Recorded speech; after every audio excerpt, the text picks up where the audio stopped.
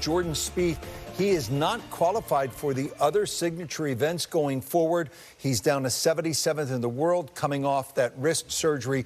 What'd you learn about the wrist injury? Look, I reached out to a doctor friend of mine, and he was just talking specifically about the tendon on the ulnar side of your hand. The ulnar side is the side where your pinky is, and of course it sets in a sheath. He said, and if it's stressed enough, it can start popping out of that sheath.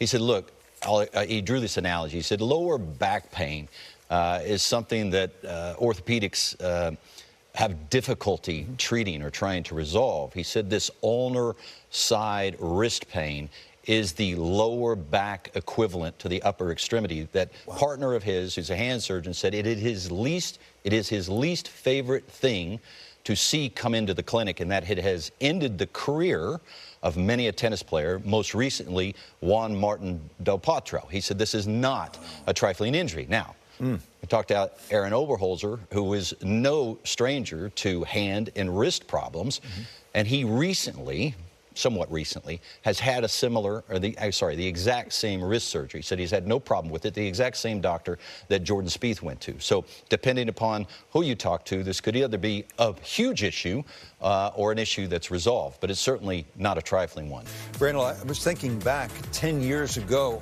21 years old, dominant #1 at the time. It won the Masters, the U.S. Open. If he goes 4-3 at 17 and 18 St. Andrews at the Open, he matches Ben Hogan's Triple Crown feat of 1953. He's clearly, Brandel, not the same guy. Even before the injury, he'd lost some of the shine. What has held him back in your estimation? Look, just to underscore your point there, from 2013 to 2017, he played 119 events. He won 11 times. He won 3 major championships. From 2018 through 2024, you look at those, 1, 2, 3, 4, 5, 6, 7 years there, 154 events, won just twice.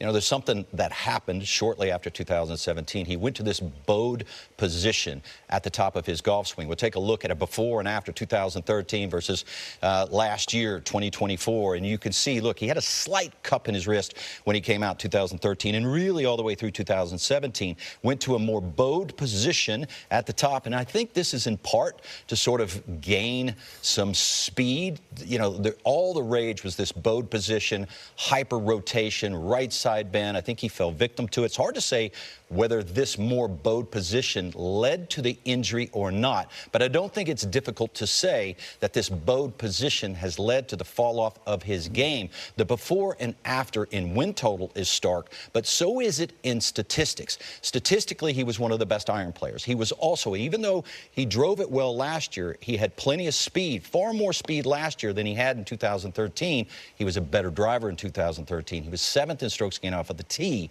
because he blended nice speed, not great speed, but nice enough speed with wonderful accuracy. One of the best iron players in the world, shined in every other aspect of the game. But again, going to that bowed left wrist has caused his iron play to fall off. He is not half the player he used to be. He's a fraction of the player he used to be. From 2013 to 2017, Rich, in strokes gained total, now he was picking up on average around 1.5 to 2 shots on the field per round.